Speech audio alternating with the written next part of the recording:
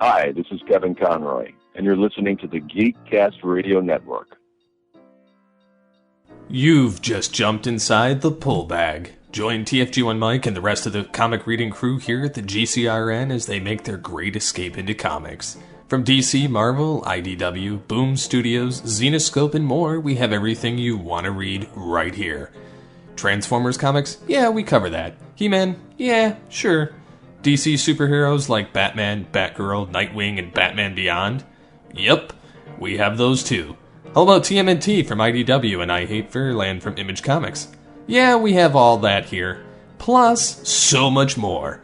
It's all inside the pull bag here on the Geekcast Radio Network. So without any further ado, it's time to talk about the comics we are reading right now here inside the pull bag. Hello and welcome to The Pull Bag. This is the 350th episode of this podcast. Yes, 6.5 years, 350 episodes. 6.5? Yeah, 6.5, 6.5, somewhere around there. We just passed our 6-year mark a couple months ago. I'm, of course, TFG1Mike. Joining me is my partner in crime, Ryan, the Uneven Flow Merkley. Hello, sir. Hello. Wow, 350 episodes. Yes, I've been doing this show that long for this. What? That's good. Picked a good book for sort of a 350th anniversary, whatever you want to call it. It wasn't always the plan, but because plans constantly change, and with what's going on in life right now, it's like, what can I go out on for a couple of weeks that, leaves an impression on people, kind of a thing, and I'm like, okay, we'll do this. So what we are talking about tonight, and you fine folks will hear this the Wednesday after I have had surgery. So just to put it out there on this podcast, this will be my final released podcast before my brain surgery. All my life, I've pretty much had migraines, tension headaches, whatever you want to call them. It doesn't really matter. I was born with a mild case of cerebral palsy, which also affected me with optic atrophy and with nystagmatism. And come to find out that apparently, I call it my Corpus Christi. It's not a Corpus. It's a Corpus something. It's the thing that's in between your left and your right hemispheres of your brain that, doesn't make them touch, I guess. I don't know. Basically, what it boils down to, folks, my whole life I've had fluid building up on my brain. When I was a child, I had an abnormally large head, and I got made fun of that all of the time because I had a larger head than most people. Well, I have larger ventricles in my brain than most people do, and fluid has been building up on them over time. And about a month ago,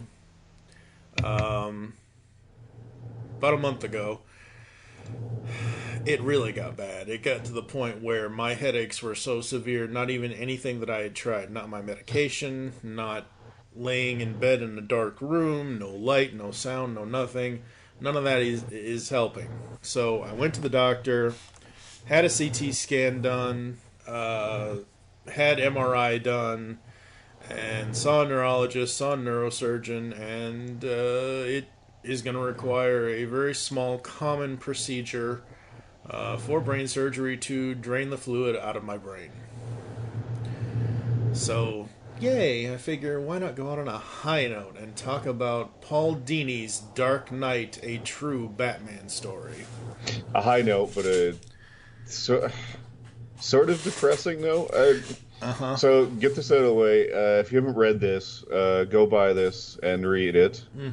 It is a 5 out of 5 for me. Yeah, I wasn't even going to rate it. I just didn't. No, but yeah, it's one of the best comic books in a long time, and there's a lot of good books out there. I could review a bunch of trades. I would rate 4.5 to 5 out of 5, but this one it's above a lot of the others. I think it's one of those that I hope anyway. Jesus, shut up, Basil. I hope anyway in 10, 15 years from now, it's looked back on really fondly or looked back as one of the must-own, like, quintessential books. I remember, because I am friends with Paul Dini on Facebook. I mean, I'm not, best buds with the guy. I've never actually talked to the man. I hope to one of these days. Maybe with us doing this, we can get an interview with him at some point. But when he was promoting this, when it came out and whatever else, I'm like, ooh, that sounds really, really cool. I want to read that at some point. And it took me a couple of years to actually break down and buy it on Comicsology because of other financial whatever. So yeah, I mean, when I read this, I was like, "Oh my god, this is it's not a traditional Batman story. It's an original it's another original graphic novel. Not another, saying it's just another one, but we just did the Transformers Bumblebee Win If You Dare thing at the end of Autobotly April. So that was an original graphic novel. This is an original graphic novel, and as you said, it's not a true Batman story in the traditional sense. It's definitely still a Batman story. So absolutely, it is an autobiographical tale of Paul Dini, and I don't swear a lot on the podcast. I try not to, but first of all, fuck those guys who mugged him. But anyway, it begins with Dini recounting sort of his childhood and how Batman, well, first, originally cartoon characters and comic book characters were sort of a refuge for him, and how Batman became sort of an escape from a lot of the negativity in his life. And it's interesting that, we'll get to you in a second, I guess, but it's, so, we open with the stories of his childhood and the like, and then in the aftermath of his dealing with the psychological trauma of being mugged and nearly beaten to death, which is horrifying. Yes, it is. It's him sort of reclaiming his life. Right. And through that, or we see it through the window of Batman and various villains. And, the majority of Batman's most famous villains, particularly ones, for obvious reasons, from Batman the Animated Series, make an appearance. Right. And they are different parts of his psyche, and frequently they're different parts of his depression. Because through this and other events, he learns that Paul Dini, the person, has suffered from depression for an extremely long time. Yeah. And it's something quite clearly, I think, an awful lot of people can relate to. I think everybody's been depressed at some point, so there's certainly relation in that. And there's a significant number of people that suffer from depression, and there's also a significant number of people who suffer from it and don't know it. Like, I didn't know it forever. I thought it was normal to kind of have, well, not kind of, I thought it was normal to have, suicidal thoughts on a daily or hourly basis. I didn't know, there was anything wrong with it. And Dini sort of realizes that he had been dealing with significant things through all of this. And I want to tentatively throw the spotlight over to you because so when I originally read this, I don't think I was thinking about it at the time, but definitely this time when I reread through it. By the way, this is an amazing book. Everybody should have it. I don't feel like it's one that you're going to reread every 10 minutes. Oh, no. It's not, I'm trying to think of some of the fun comics we've read, that you're going to pick up and read for 5 minutes in the bathroom and then, wander out with your day, something like that. This is sit down and ponder. But anyway, especially when I reread it, made me think a lot of yourself and the podcasting. So for Dini, cartoons and the like were a release and something to get away from kind of the doldrums of life and from elements or things that he just wasn't given a full set of cards in his life, to start out with. There's an awful lot of people that weren't, but he clearly had fairly severe depression, bullied, et cetera, et cetera. And it kind of made me think of you and the podcasting, because I think a lot of the podcast stuff it's a release for you. It's a way to, break out of the chains of things that have kind of been thrust upon you in normal everyday life. Mm-hmm. That aren't your fault or aren't your doing. So I really thought, this would resonate with you, but I really think it'll resonate with anybody. It's just so well written, and we talked about it before the show. I don't think there's any way to do this justice if you were to do like a page by page retelling or analysis even. It's just, I don't I don't even know how to talk about some of it, but it is okay.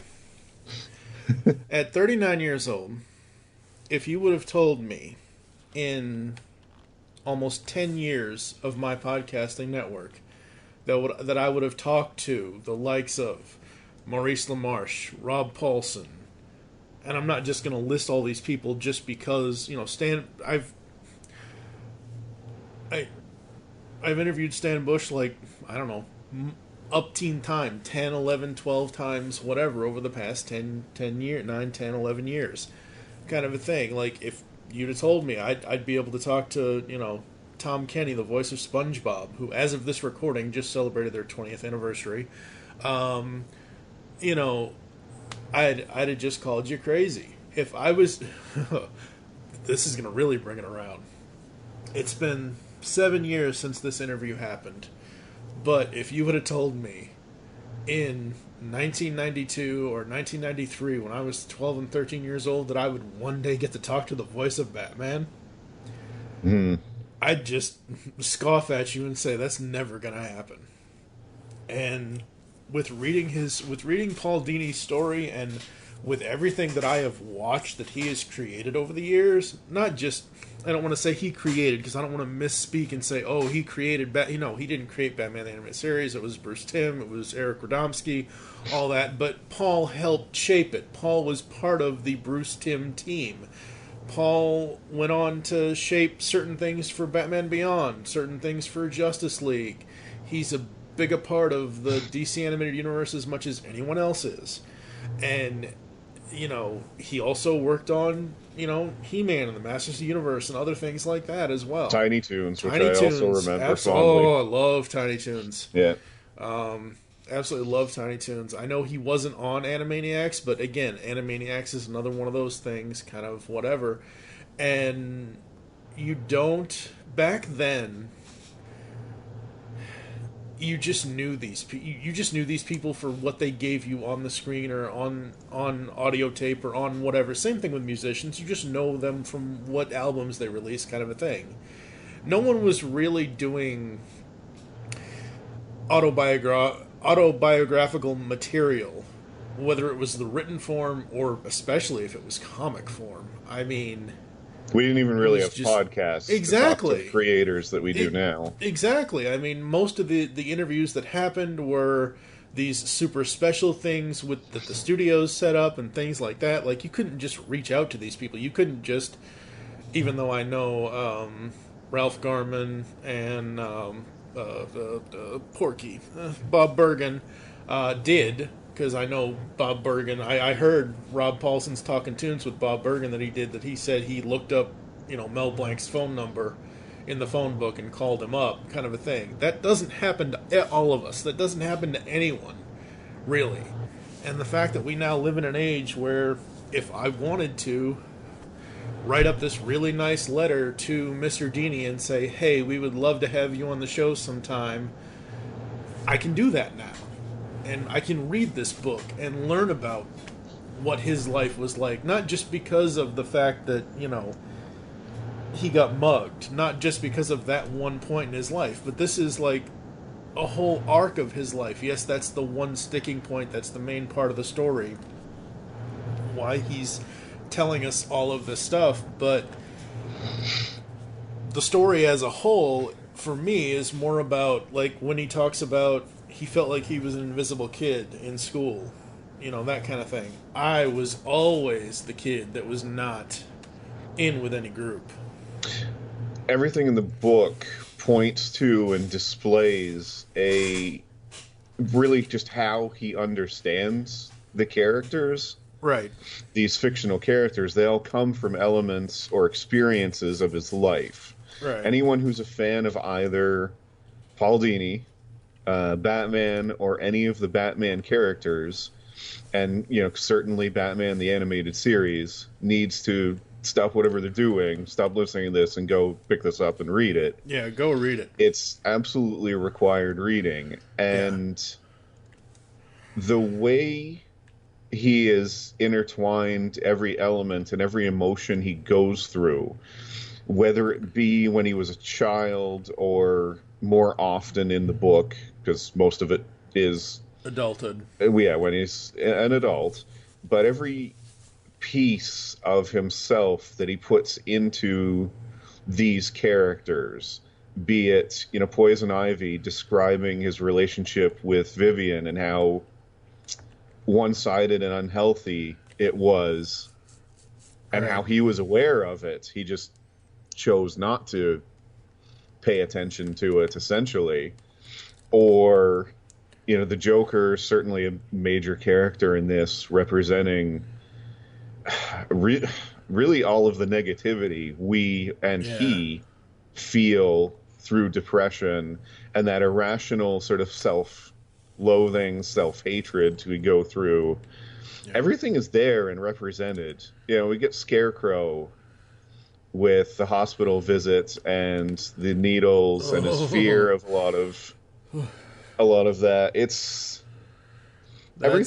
Everything is intertwined well with real life occurrences and real life feelings, in a way that even the best Batman books can't do. No. Because this isn't necessarily it still tells a story, but it's really kind of a moment in time, and it's really kind of a character examination, but of the writer versus the characters. Right, yeah. It is hard to explain how good this is. This is one of those that, like I said before, like 10, 15 years from now, it needs to be on that list of must-reads. Yeah. With, stuff like maybe Sandman, Transmetropolitan, Preacher, like all the sort of classics. Saga's getting there, I think, at this point. Yeah. As a more recent one. Like these books that are just consistently lauded by fans. Not to mention a great book that I feel like this is one that, even if you don't have a familiarity with Batman or the animated series, this is a book I feel like anybody can read. Yep.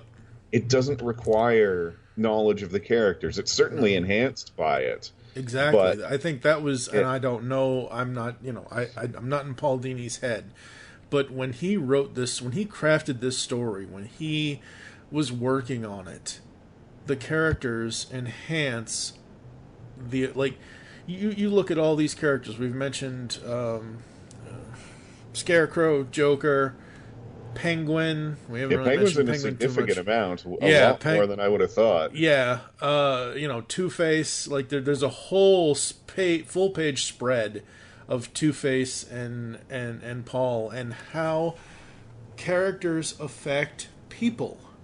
You've got a guy here who is I'm not using created correctly, but you've got a guy here who has worked on stories or told stories with characters that were already created, that he is now using those characters to explain to us what his life was like at this time. He's an essential building block of a character and a series of stories that are some of the greatest of all time. Mm-hmm.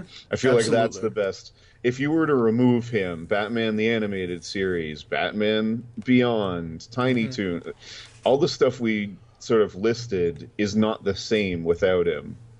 Exactly. So it's definitely significant output, and it's hard to stay composed through this bit, but in the story and through it, we get to see Paul realizing his worth finally, because a significant amount of his depression, like my own, is tied to a feeling of worthlessness, people don't care. Why would they? I'm no good. That kind of thing. And the record store scene.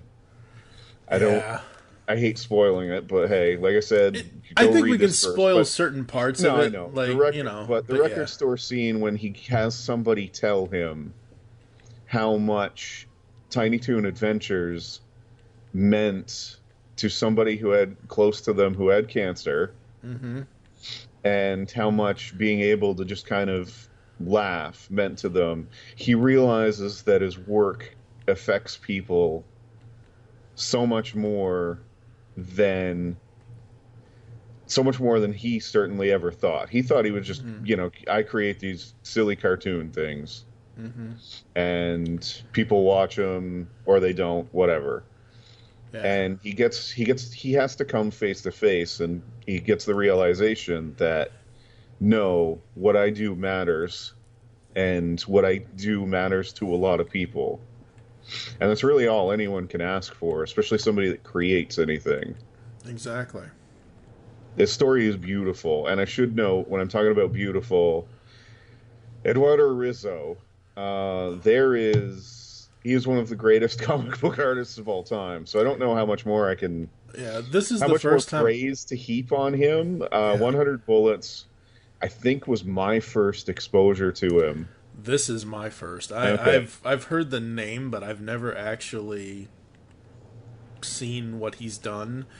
And what Eduardo Rizzo does with this is he takes whatever Paul told him, whatever story was dictated to Paul, in every aspect, not just the Batman characters, everything in here. It is the same art, but it is made to look different each time. There's a page here where young Paul Dini is being talked to by a Cesar Romero version of the Joker. It's Batman 66 Joker. There's a part in here where we see Paul talking about Batman the Animated Series. And the products that are over in Japan because he was over there, kind of a thing. We see, Alan Burnett in here. We see, I was really surprised. Beanie and Cecil. Last time I heard about Beanie and Cecil was when my mom was watching them back in the 80s. Like that was one of her biggest things. And how natural, like outside of the actual story, like when Paul is doing his storyboard thing, the way that Eduardo makes him look as a comic caricature of himself, wow. I mean, it's like the man just jumped right on the page. Yeah, and I think I've mentioned this before, like when we've done stuff like the WWE comics and some other things, it's got to be tough to draw real life. Yeah. People versus the comic book characters. So some of my favorite stuff from Rizzo is he did the Broken City arc with Brian Azzarello on Batman, which was right after Hush.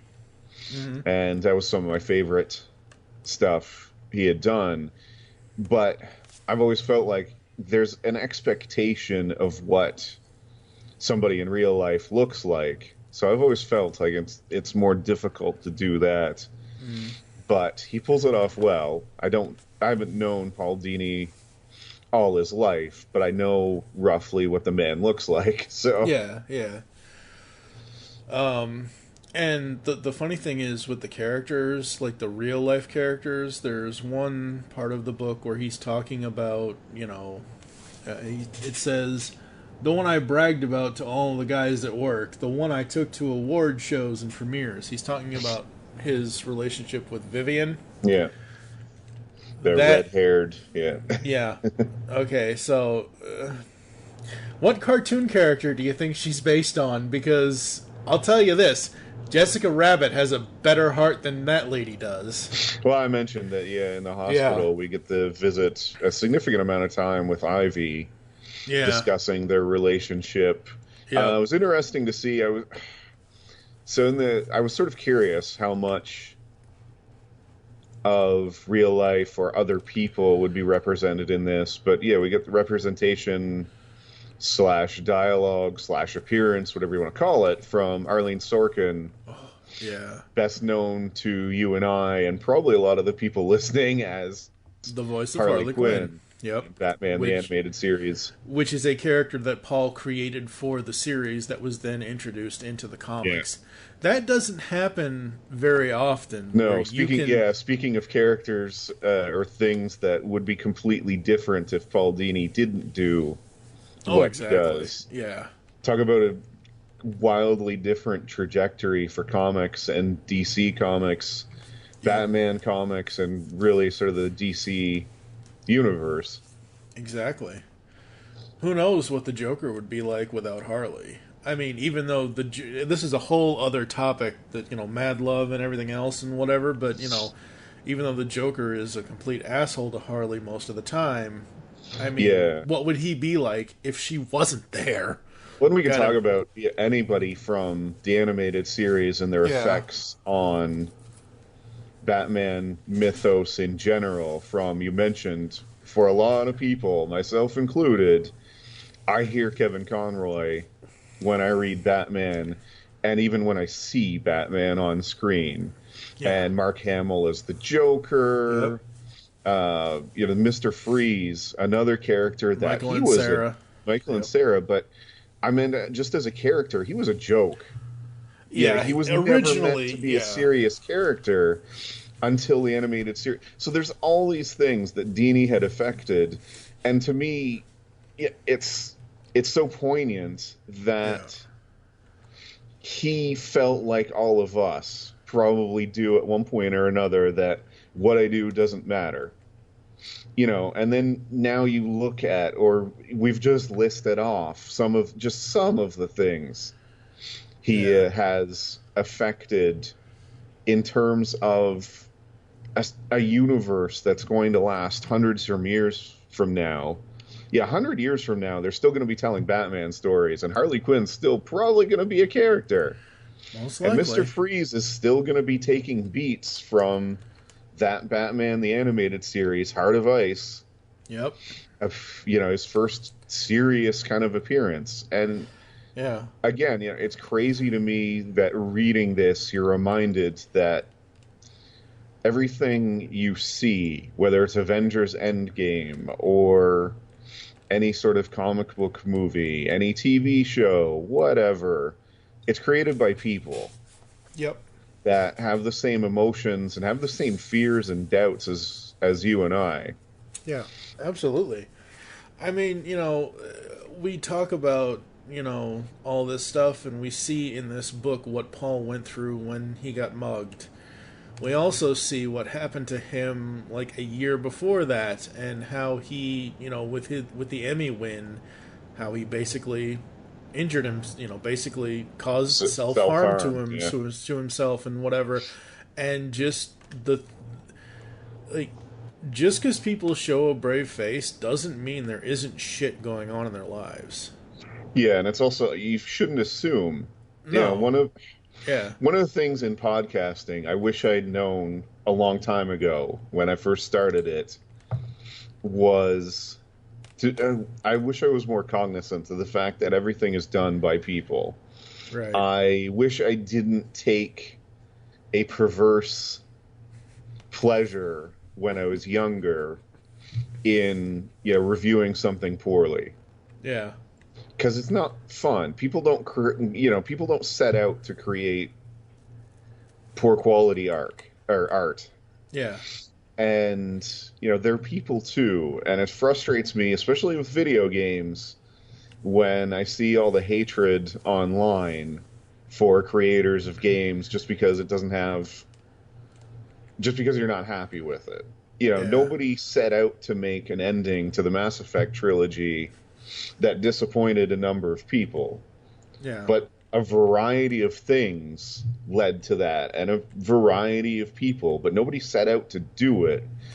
And it just sucks that a handful, one or two people get targeted, and that is the downside of what you discussed earlier, that I can tweet at Paul Dini, and he may see it, But alternatively, some douchebag can say, "Oh, this sucks. You're a terrible artist." Blah blah blah. Yeah. And these people feel it. You know, just as I would feel it if I got negative feedback. Send all negative feedback to Mike Dodd at This Week in Geek. Oh, sorry. Anyway, but yeah, there's something. This book is art. Yeah. It is a brilliant work of art into the psychology of Batman and all of his characters, but also of a human being. Absolutely. It very much is. And, you know, going through this, like, reading Paul's story, it's like, wow. You know, we're not the only ones. Like, I've said this many times off air. I'm not sure I think I might have said it once or twice on air. I do the podcasting because I like talking to people about stuff, whether it's just a general topic, whether we're sitting here going page by page through a comic, whatever it is. Sadly, whenever James decides to cut people lengthways, but, you know, whatever. Whenever Ryan's Twitter accidentally autoplays something when he's screwing around and he shouldn't be. You know, and, you know, I do this because I like doing it. I'm going to continue to do this until I eventually lose my voice. And the funny thing is, I think I've only gotten sick 2 different times while podcasting or not being able to do podcasting kind of a thing. And it's just one of those things that it's you know, you look at the 10 years that I've done it, you look at the almost 10 years that the GCRN has been online. It's a snapshot. Each year that we've been online, it's a snapshot of what's going on in our lives at that time, even though the shows are like review shows for, you know, He-Man and She-Ra or Transformers or cartoons or whatever it is, comics, movies, general geek stuff. It doesn't matter what it is. You know, I'm not the same as what I was when I recorded the first 7 episodes of Transformers Toycast back in the day. You know, I've grown, I've changed, I've moved on, I've become somewhat less rigid, but I'm still very rigid at the same time. It's just one of those things where you look at anything that anyone creates, and it's a snapshot of their life at that time. As Paul says later on in the book, you know, things happen, life moves on. You know, he's in a better place now. It's not just of them, too. It's also ends up being a snapshot of us as the audience. Right. Which is why, I'm trying to think of the nicest way to say this or something. I can watch something like Thundercats now, and I didn't watch it as a kid. It really wasn't on my radar, that kind of thing. I was out in the sticks, so I was lucky Transformers got there, and it was the gigantic phenomenon anyway. So I watched Thundercats now, and objectively, it is not a good show. Not great, but I'm not going to sit here and say somebody shouldn't enjoy it now, or that you're not allowed to feel something. Right. Someday we could do a full podcast about this, but I said this about Endgame. It's not a great film, but I felt it made me feel, and I felt at the points the directors wanted me to feel some type of emotion. And much like this story, you don't know what's going through somebody's head. So to go back to the Thundercats example, maybe somebody enjoyed Thundercats because they had a traumatic childhood, and it's something that gave them half an hour a week where they could get away from it. Mm-hmm. And, you know, who am I, some internet dude, to say 30 years later that, oh, you shouldn't enjoy it, it's a dumb kid's show, when, again, it gets to sort of take them back and give them that sort of innocence that they ended up losing. It's, so, yeah. You know, Dini, Dini thought the same thing I think a lot of outsiders look at. So when you and I talk about Transformers, I bet you there's people out there that go, it's a dumb kid show. Why do they talk about it? And that's how Dini, I think, viewed his work until he discovered that even things you think are silly can help somebody in a time of need. I remember reading like one of the dumbest, funniest books when I finally sort of hit rock bottom, just before I finally got my depression. I saw the right therapist and had my depression sort of treated and eventually got medication. Medication, which I'll soon use to knock out Basil if he stops meowing at me. Or sorry, if he doesn't stop meowing at me. But I remember that the person who wrote it probably thought to themselves, oh, I'm writing this silly book with a bunch of lowbrow humor, that kind of thing.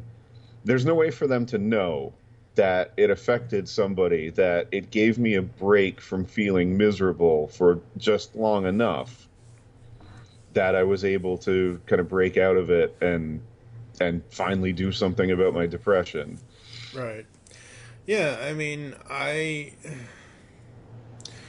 again, things for me are snapshots. Thundercats today, 1985 Thundercats today, if you're analyzing it, it hasn't aged well, but I view it in the point of that's then. Like, that was happening then, in 1985 to 1989, whatever it was, kind of a thing. Same thing with Transformers. There are plenty... I was about to use the ultimate example to me, which, of course, is Transformers the movie.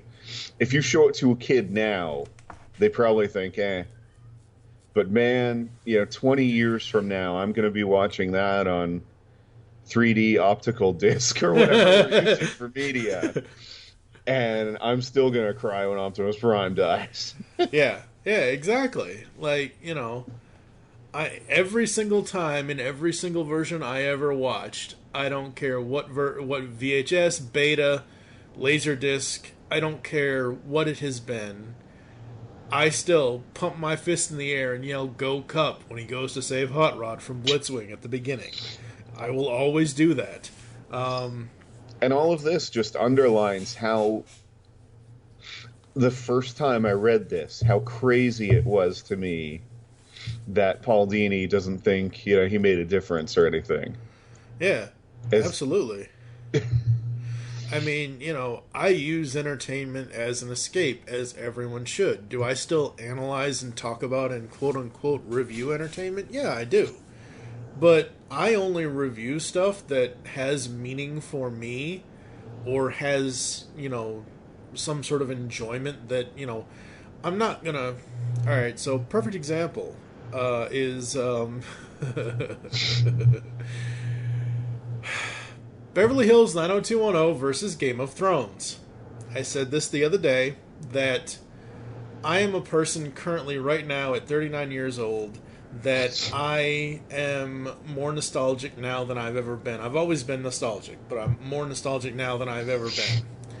I would rather attempt to sit through all 10 seasons of 90210 than try to get into a new show. And I know Game of Thrones is not new. It's been on for 8 seasons, whatever. But new show to me, and try to get invested into the story, the characters, the this, the that, and the whatever.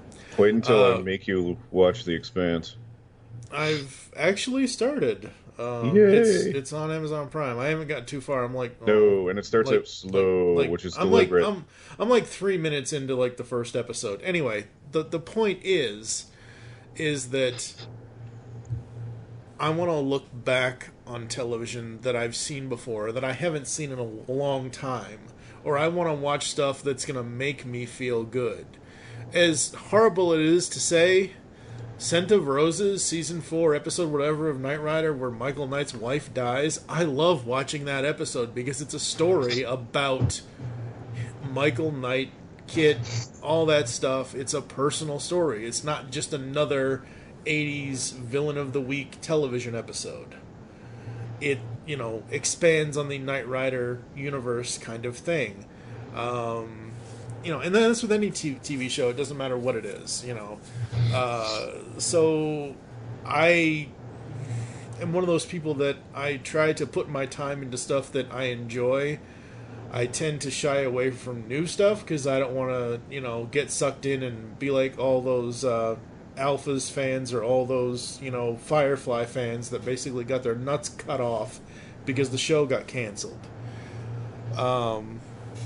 And Game of Thrones, I'm not saying it's bad. It isn't.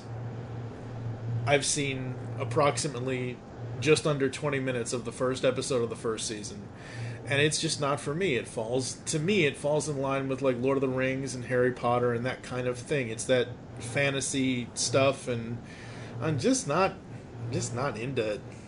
So I'm only into some fantasy, and everybody I think knows or has figured out I am a gigantic science fiction fan. So yeah.